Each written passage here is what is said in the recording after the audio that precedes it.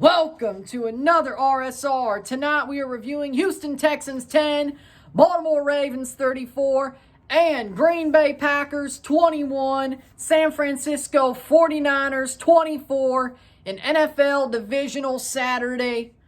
We have one AFC Championship team known, one NFC Championship team known. We know the championship games we played in Baltimore and San Francisco respectively, and the winners of tomorrow's games will be traveling next Sunday to fight for their conference crowns. We'll start with Houston and Baltimore. First quarter, Justin Tucker with a 53-yard field goal on the Ravens' first possession to make it 0-3. Kaimi Fairbairn answers with a 50-yarder to make it 3-3. Second quarter, Nelson Aguilar with a 3-yard touchdown catch. Lamar throws it in, 3-10. Steven Sims with a punt return touchdown to make it 10-10 for the Houston Texans. And the Houston defense is awesome at this point. Halftime, it ends up 10-10. Then the Houston defense falls apart. The Houston offense still can't do anything. Third quarter, Lamar Jackson, 15-yard rush touchdown. Started the drive with a big old rush. Ends it with a big old rush. 10-17 Ravens. Fourth quarter, Isaiah Likely with a 15-yard touchdown catch to make it 10-24. Lamar Jackson with a 8-yard rush touchdown, and he ran down the tunnel. 10-24. Lamar Jackson, or 10-31. And then Justin Tucker finishes off with a 43-yard field goal to make it 10-34. The Houston Texans offense couldn't do a damn thing. Their offensive line was undisciplined as all hell, and the only thing they got was a field goal and a punt return. The Houston defense did all they could for most of the game, did all they could to help the Texans try to win this football game. Didn't end well. I respect the Houston defense. I will say that. I'll give them their due. The Houston defense had an amazing football game, especially those 3 drives where they forced the Ravens off the field and made sure the game was tied into the half. Amazing. But the Ravens made an adjustment, and then they became the unstoppable Ravens that I thought they would be for this whole game, because I was saying, when I made my prediction, which I was right on, I was wrong. I had Houston winning. My bad. I was 1 for 2 today. I was right about the fact that Baltimore was unstoppable, though. I was wrong about the fact that I thought Houston could pull this off. The Houston defense, if the defense could have scored points, maybe. If C.J. Stroud could have done more than just take the team to the 20-yard line and they fall apart on penalties and push them back out of field goal range, or they just don't get into field goal range. Nice punt return touchdown, though. Big ups to Steven Sims for that as well. Haven't seen that in a while. I wish people could return kicks, but back to the point. The Ravens offense is unstoppable. Is unstoppable. If you don't put a QB spy on Lamar, you're playing football terrorism. Gridiron football terrorism. You got to put a spy on him. They weren't putting a spy on him. Force him to throw so you can get the line onto him. Even then, he can still scramble out. But then again, that's what the spy's for. But again, they don't have that. And then you look at the game and you're like, well, damn. Daring the Ravens receivers to get open, single high, and then they get open. And then they rip you apart once they get open. And if Lamar can't throw it, he can run because you don't put a spy on him. What changed? Well, the Ravens made an adjustment to DeMeco Ryans' defense. Because, yes, the Texans' defense was great in the first half, especially that second quarter. Third, fourth quarter, no. Well, third quarter, it was okay. That fourth quarter, it fell apart. But that's kind of when we knew the Texans probably were losing the game because, again, on offense, they could do nothing. Singletary got a couple of runs where he really broke out, got a couple of catches where he broke out, Dalton Schultz as well. But, again, it just wasn't there for the Texans. Just wasn't. They could not keep up, and that's why they lost the game. I thought they could keep up. Turns out the Ravens' defense is freaking mad dogs. They came down on the freaking The Ravens defense came down on the Texans like mad dogs, and they kept coming down like mad dogs.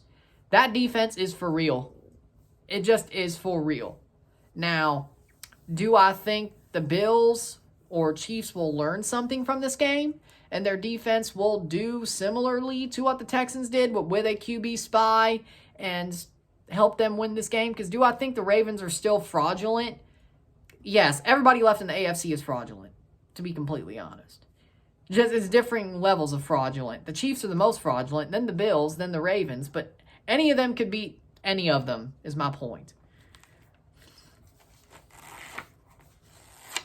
Lamar damn near did choke this game away a couple of times. He threw 2 picks that should have been picks. See, that's another thing. Luck. He still isn't good with the bright lights on, even if he was sort of helped and lucky. You could tell. He still ain't that great with the bright lights on. That's my opinion. Player of the game for the Houston-Baltimore game, I'm going to go with Lamar. Got 2 touchdowns, 2 touchdown passes, 2 touchdown runs, even though, again, I still don't think he's that great with the bright lights are on. Houston gave him that. He has those stats. Just like the Browns basically gave it to C.J. Stroud. Lamar's the player of the game. I'll give it to him. Now, Green Bay Packers, San Francisco 49ers. First quarter, Anders Carlson with a 29-yard field goal, 3-0. Second quarter, George Kittle with a 32-yard touchdown catch. Gets through a busted play to make it 3-7. Anders Carlson, 29-yard field goal to make it 6-7. Halftime, it is 6-7, San Francisco. Third quarter, Bo Melton with a 19-yard touchdown catch, catches it and keeps his feet in to make it 13-7 Packers. Christian McCaffrey with a 39-yard rushing touchdown because another busted play. Christian McCaffrey knows how to run the ball. Christian McCaffrey, 13-14, rumbles for a 39-yard touchdown run. There you go. Tucker Kraft, 2-yard touchdown pass. They got the 2-point conversion to make it 21-14. Packers. Jake Moody with a 52-yard field goal to cut it down to 4. 21-17 for the 49ers. And then Christian McCaffrey with a 5-yard touchdown run. Punches it in, 21-24. And then Jordan Love throws a pick on the final drive to make sure the 49ers win 21-24. I was right about this one. I said the Niners would win. I picked the Niners to win. I said they would win pretty similarly to how I thought this would be. I thought Jordan Love would have a good game, which he did. Third quarter wasn't great. Fourth quarter was even worse. Better first half than second half. 49ers did what they had to do. They lost Deebo Samuel, but they still found ways to win in this game. They found ways to win. They found ways to fight. They found ways to turn this game their way. And they certainly did. For me, the 49ers, 24-21 is a weird scoreline. I thought it would be more points. I thought this game would be more of a shootout. But both defenses were very good, especially the Packers' defense against Brock Purdy. Again, losing Deebo Samuel really hurt that Niners offense. So you're going to hope that he could play the NFC title game. Again, if the Packers could cause them problems at Candlestick, Levi's Stadium, the Lions or Bucks can. Because they have good defenses too. And they have some really good quarterbacks too. Brock Purdy isn't as infallible as you would think. If that 3-game losing skid didn't tell you that earlier in the year. For me, I liked how the Packers played. I thought they played really tough, and I feel like they should have won the game. But again, Jordan Love threw that last pick. The Niners, they did just enough. And you never really thought a Brock Purdy Niners team would do just enough to win and just win. That's not really their MO. It's steamroll everybody or lose.